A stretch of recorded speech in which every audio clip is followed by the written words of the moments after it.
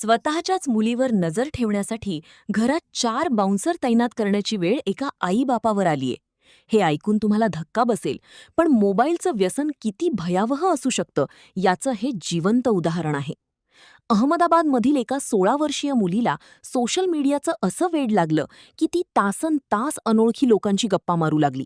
इतकंच नाही तर घरातून गुपचूप पळून ती या अनोळखी व्यक्तींना भेटायलाही जाऊ लागली. जेव्हा पालकांनी तिचा फोन काढून घेतला तेव्हा ही मुलगी हिंसक झाली. मुलीला स्वतःपासून आणि बाहेरील धोक्यांपासून वाचवण्यासाठी पालकांकडे दुसरा कोणताही मार्ग उरला नाही.